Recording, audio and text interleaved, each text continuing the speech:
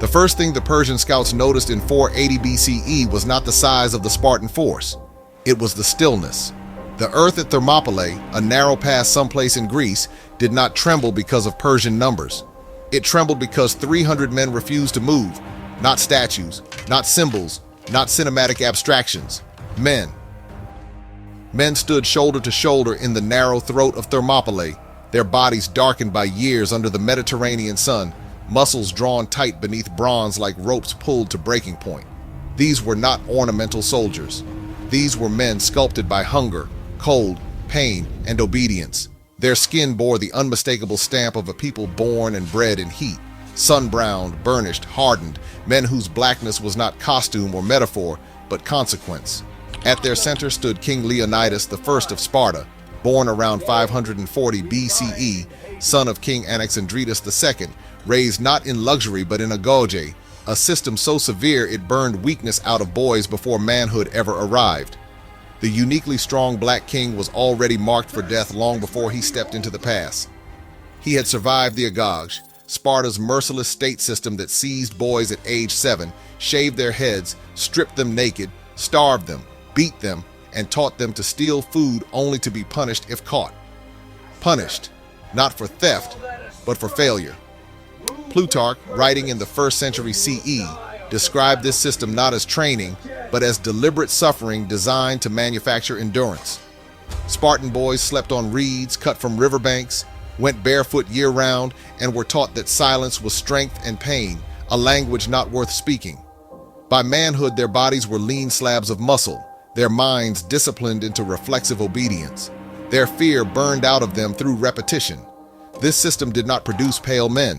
It produced men adapted to sun, scarcity, and continuous physical exertion, conditions that darkened skin across generations.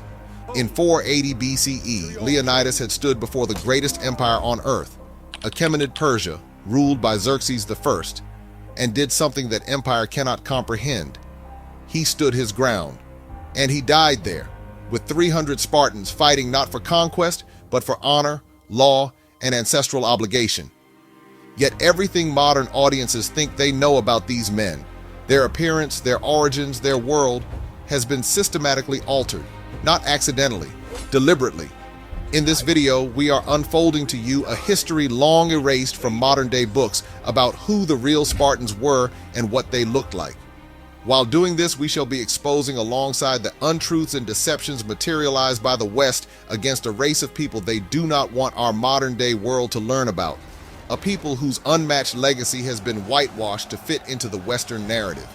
Before we continue on this eye-opening history, do kind to support our works by hitting the thumbs up button before you, share video with friends and families, and subscribe to stay tuned into the channel for more eye-opening Black histories. Now let us dive into the story, shall we?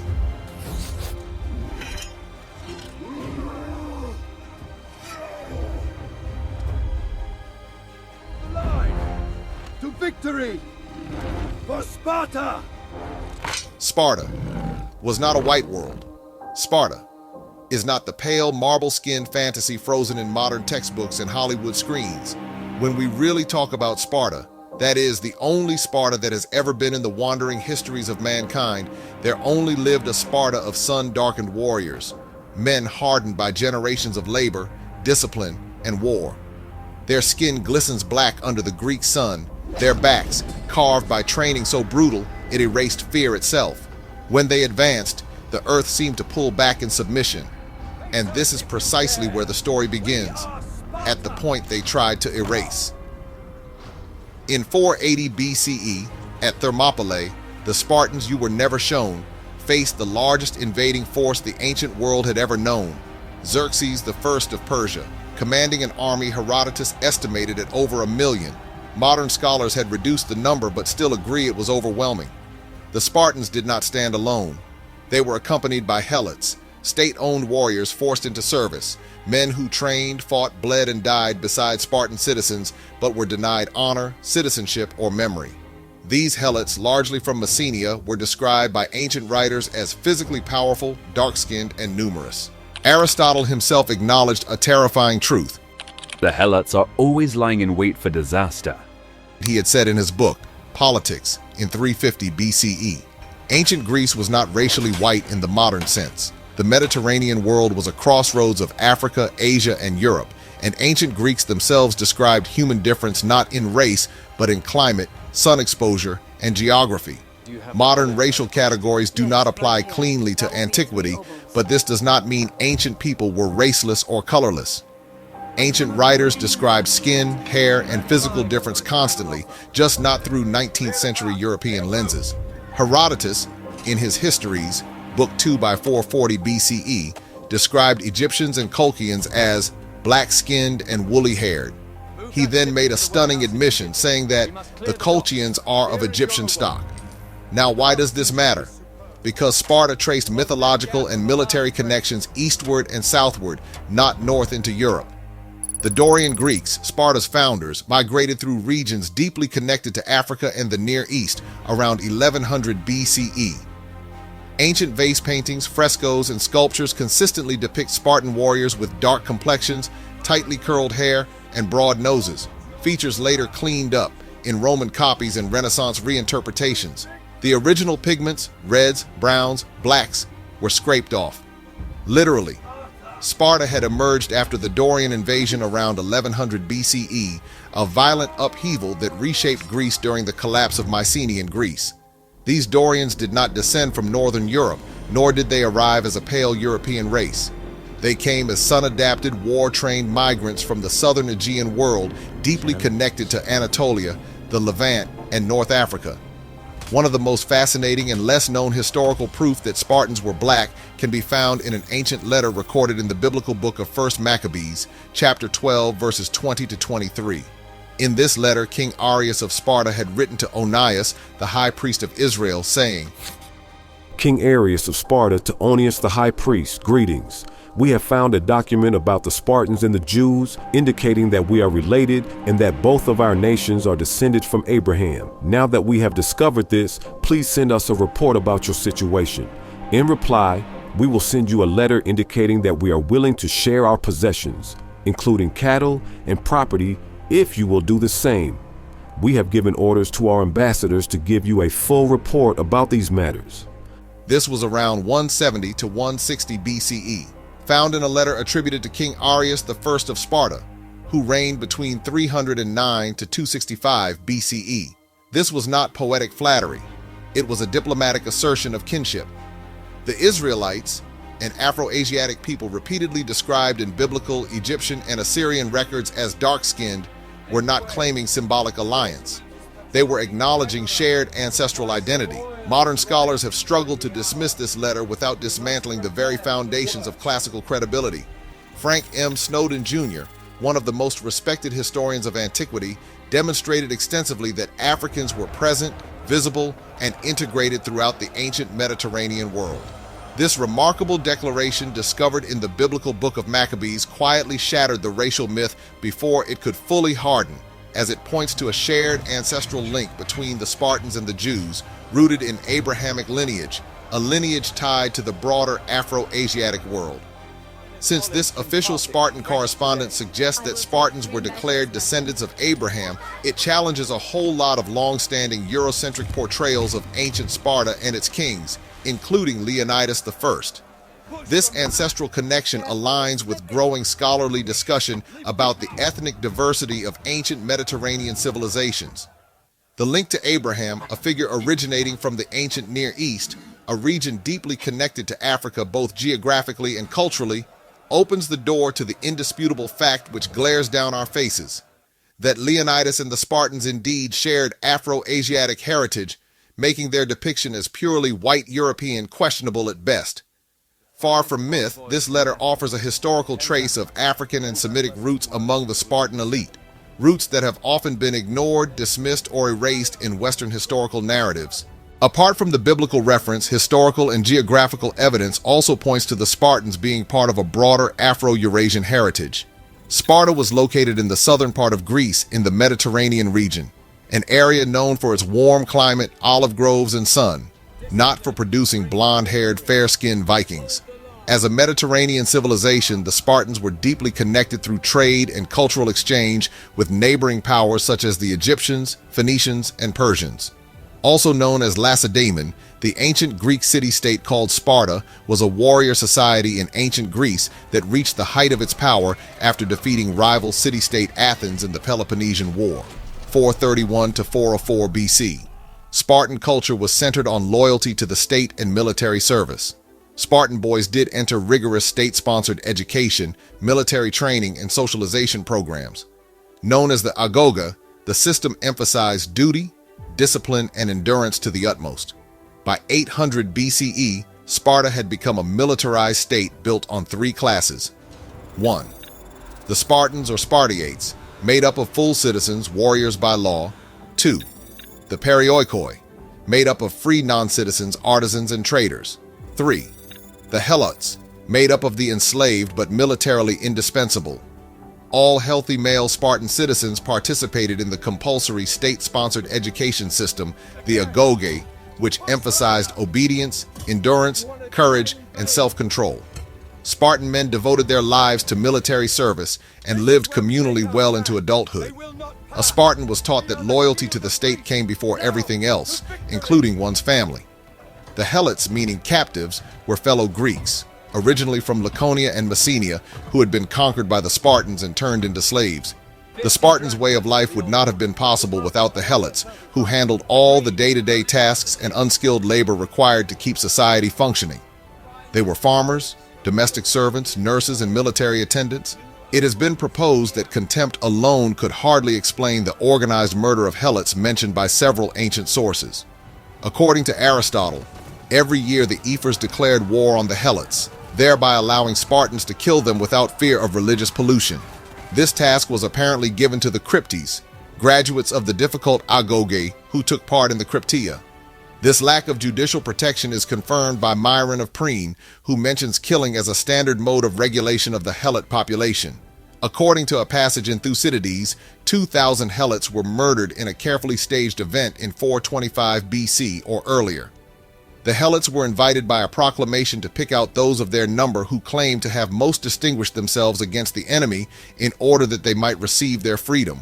The object being to test them, as it was thought that the first to claim their freedom would be the most high-spirited and the most apt to rebel. As many as 2,000 were selected accordingly, who crowned themselves and went round the temples, rejoicing in their new freedom. The Spartans, however, soon afterwards did away with them, and no one ever knew how each of them perished. This is because the ruling elite were terrified of a black military majority realizing its power. Unlike such Greek city-states as Athens, a center for the arts, learning, and philosophy, Sparta was centered on a warrior culture. Male Spartan citizens were allowed only one occupation: soldier. Indoctrination into this lifestyle began early. Spartan boys started their military training at age 7 when they left home and entered the agoge. The boys lived communally under austere conditions. They were subjected to continual physical competitions, which inevitably involved violence, given meager rations, and expected to become skilled at stealing food, among other survival skills. The teenage boys who demonstrated the most leadership potential were selected for participation in the Crypteia, which acted as a secret police force whose primary goal was to terrorize the general helot population and murder those who were troublemakers. Around 500 BCE, Sparta had instituted the Crypteia, a secret police force of young Spartan men ordered to roam the countryside at night, assassinating strong or outspoken helots. In 100 CE, Plutarch had written in his book, Life of Lycurgus, "They killed just any helot they encountered on the roads." This was not discipline. This was racialized terror, centuries before the word race even existed. At age 20, Spartan males became full-time soldiers and remained on active duty until age 60. No one soldier was considered superior to another. Going into battle, a Spartan soldier or hoplite wore a large bronze helmet, breastplate, and ankle guards, and carried a round shield made of bronze and wood, a long spear and sword. The Spartans' constant military drilling and discipline made them skilled at the ancient Greek style of fighting in a phalanx formation. In the phalanx, the army worked as a unit in a close, deep formation and made coordinated mass maneuvers. One of the most significant events that brought Sparta lasting fame was the Battle of Thermopylae, where King Leonidas met his heroic end. It is an interesting phenomenon in the history of warfare how unexpected results have occurred in numerous engagements between unevenly matched opponents on the ancient and modern battlefields. This was especially evident in the Battle of Thermopylae waged between the Greek and Persian forces in the late summer of 480 BCE. This was a historic, memorable, and sad event. From a numerical standpoint, the massive Persian force led by King Xerxes, who invaded Greece, should have easily wiped out the small Greek defense gathered at Thermopylae and continued on to victory against a seemingly inferior and disunited Greece.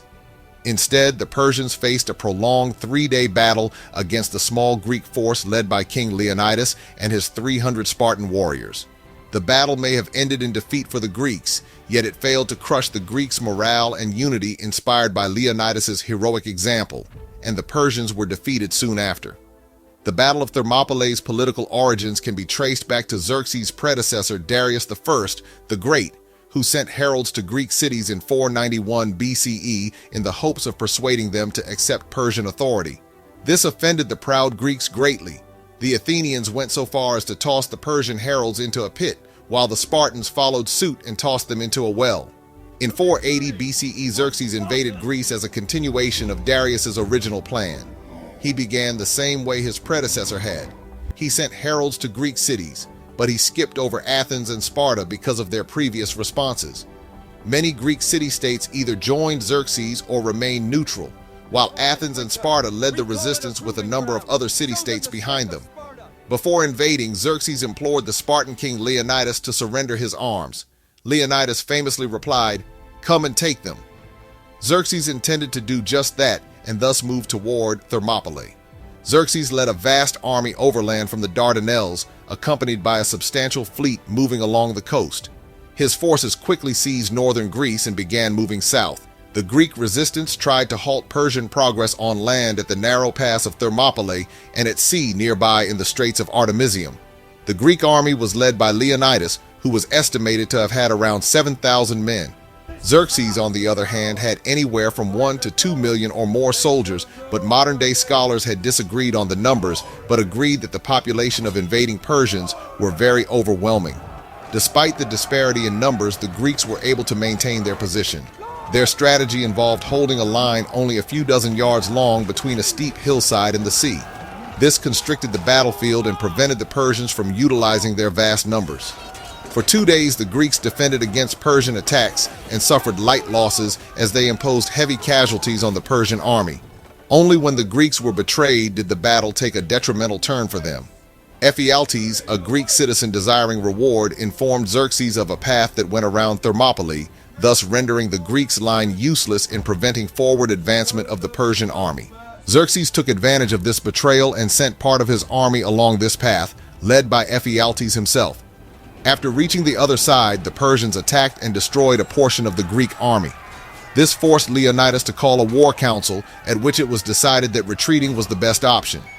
However, as the majority of the Greek army retreated, Leonidas, his 300 bodyguards, some helots, people enslaved by the Spartans, and 1,100 Boeotians remained behind, supposedly because retreating would defy Spartan law and custom. They held their ground against the Persians, but were quickly defeated by the vast enemy army, and many, if not all, were killed, including Leonidas. News of this defeat reached the troops at Artemisium, and Greek forces there retreated as well. The Persian victory at Thermopylae allowed for Xerxes' passage into southern Greece, which expanded the Persian Empire even further. Leonidas's legacy had survived beyond the battlefield. It endured in the annals of Greek history and in the ideals of courage, discipline, and leadership qualities that define not only the Spartan ethos, but the very spirit of resistance against tyranny. When Xerxes I invaded Greece in 480 BCE, Leonidas led his force north knowing fully well he would not return. Herodotus records that the Spartans were aware of the prophecy foretelling Leonidas's death, yet he chose to stand anyway. When betrayal revealed the mountain path behind Thermopylae, Leonidas dismissed many allies and remained with those prepared to die. The Spartans fought until their spears shattered, then with swords, then with bare hands and teeth. Leonidas fell under a rain of Persian arrows. His body fought over fiercely because even the enemy understood his symbolic weight. This was not the stand of a fictional European archetype. It was the culmination of an Afro-Mediterranean warrior tradition older than classical Greece itself. Today, the Battle of Thermopylae is celebrated as an example of heroic persistence against seemingly impossible odds. Soon after the battle, the Greeks built a stone lion in honor of those who had died and specifically for the fallen King Leonidas. In 1955, a statue of Leonidas was erected by King Paul of Greece in commemoration of his and his troops' bravery. The Battle of Thermopylae also served as the inspiration for the film 300 in 2006. So why were they repainted white? Fast forward.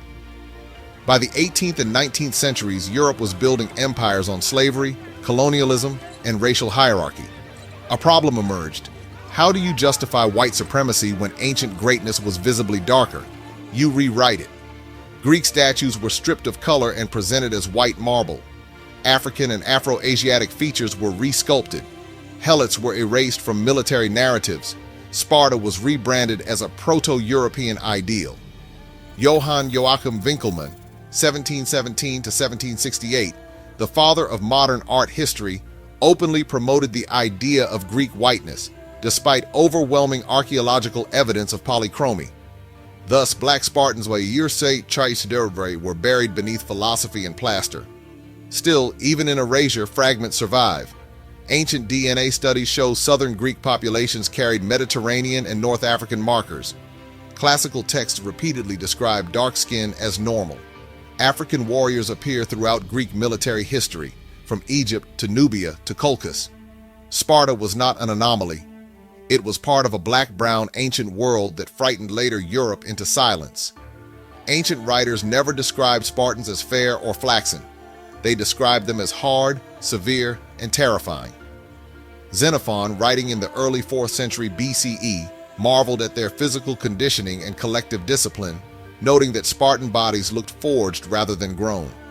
Aristotle, in Politics, 350 BCE, spoke of their relentless training and the permanent tension of a society built for war, where even peace felt like preparation for bloodshed. Although Spartan women were not active in the military, they were educated and enjoyed more status and freedom than other Greek women. Spartan women had a reputation for being independent-minded, and while they played no role in the military, female Spartans often received a formal education, although separate from boys and not at boarding schools. In part to attract mates, females engaged in athletic competitions, including javelin throwing and wrestling, and also sang and danced competitively. As adults, Spartan women were allowed to own and manage property. Additionally, they were typically unencumbered by domestic responsibilities such as cooking, cleaning, and making clothing, tasks which were handled by the helots. Marriage was important to Spartans as the state put pressure on people to have male children who would grow up to become citizen warriors, and to replace those who died in battle. Men who delayed marriage were publicly shamed, while those who fathered multiple sons could be rewarded. In preparation for marriage, Spartan women had their heads shaved. They kept their hair short after they wed. Married couples typically lived apart, as men under 30 were required to continue residing in communal barracks. In order to see their wives during this time, husbands had to sneak away at night. Sparta did not exist in isolation. From its rise after the Dorian migrations around 1100 BCE, it sat within a Mediterranean world deeply interconnected with North Africa, the Levant, and Anatolia. Trade routes, military exchanges, and population movement flowed constantly between Greece and Africa. Herodotus, writing around 440 BCE, never imagined Greece as racially sealed. He openly described Egyptians as black-skinned and woolly-haired and traced Greek religious and heroic traditions, especially those connected to Heracles, into Egypt and Libya.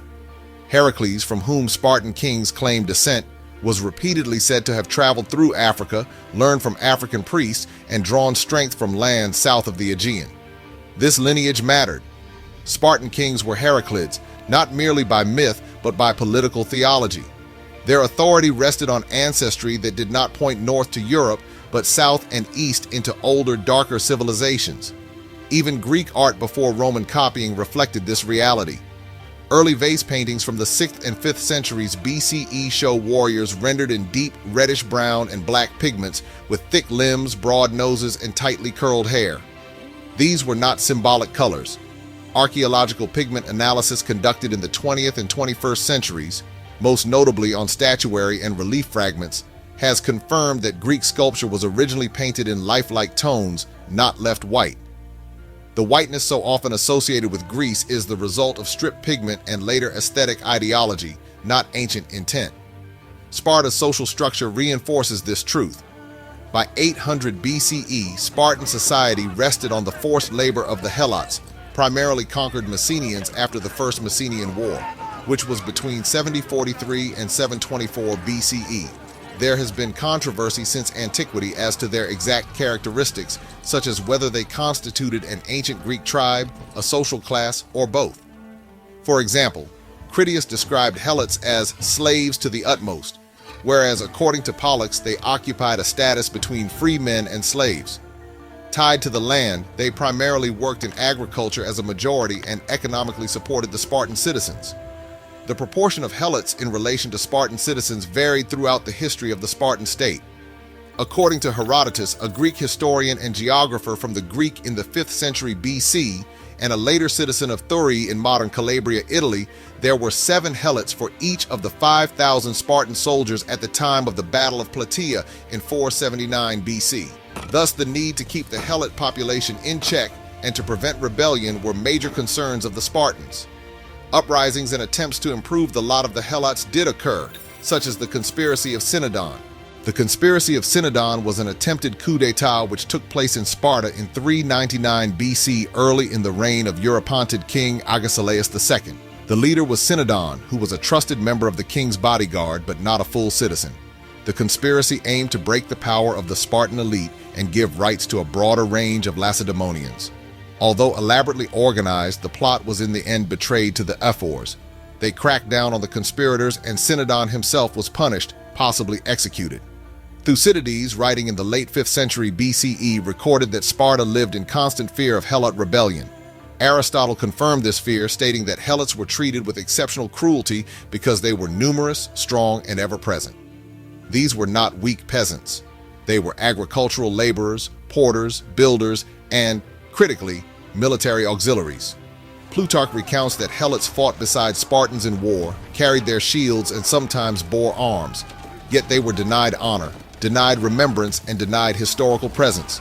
The state even instituted the crypteia around the early 5th century BCE, a secret system in which young Spartan men were sent into the countryside to assassinate strong or outspoken helots under cover of night. Plutarch described this as an intentional campaign of terror designed to thin their numbers and break their spirit. No society invents such a system unless it fears the physical and numerical dominance of the people it oppresses. These helots, darker and broader-bodied from generations of agricultural labor under the sun, form the unseen majority of Spartan life. To imagine Sparta as uniformly white while resting on the backs of a darkened population is historically incoherent. The Spartan citizen class itself emerged from this same environment, shaped by the same climate, diet, and intermingling across centuries. Skin does not remain pale under such conditions, not biologically, not historically. In Blacks in Antiquity, 1970, Snowden argued that classical writers were not confused about African presence. They were comfortable with it. It was later Europe that became uncomfortable. As Snowden showed, Greeks and Romans described blackness without the pathological racial obsession that emerged in the modern era. This discomfort had reached its peak in the 18th and 19th centuries when Europe, knee-deep in slavery and colonial conquest, needed a white antiquity to legitimize white supremacy. Scholars like Johann Joachim Winckelmann reimagined Greece as pure, pale, and European, praising white marble while ignoring historical pigment, climate, and text. Statues were cleaned. African features were softened. Textbooks quietly removed helots from military narratives. Sparta was repackaged as a racial ancestor to Europe rather than a product of the ancient Mediterranean world. The result was not a simple error. It was deliberate whitening. Yet the evidence refuses to die. Archaeology, climate biology, classical literature, and suppressed texts continue to converge on the same conclusion. Sparta was forged in a sun-heavy world of African and Near Eastern proximity. Its people were darkened by environment, intermixture, and labor. Its kings traced lineage into Africa. Its society relied on a darker underclass it feared enough to terrorize. Its greatest hero, Leonidas, died not as a pale abstraction but as a man of that world. brown-skinned, iron-bodied, and unyielding. Sparta was remembered because it embodied power. It was recolored because power terrified those who came later. And that is why the truth had to be buried beneath marble dust and cinematic myth. Because a black Sparta dismantles the lie that greatness was ever born white. That brings us to the end of yet another eye-opening video segment. Don't forget to support our works by hitting the thumb button before you, share video with friends and families to keep spreading our eye-opening black narrative, and subscribe to stay tuned into the channel as we continue to unearth shocking black histories to your notice. We are delighted to have you with us in this journey. Thank you for watching.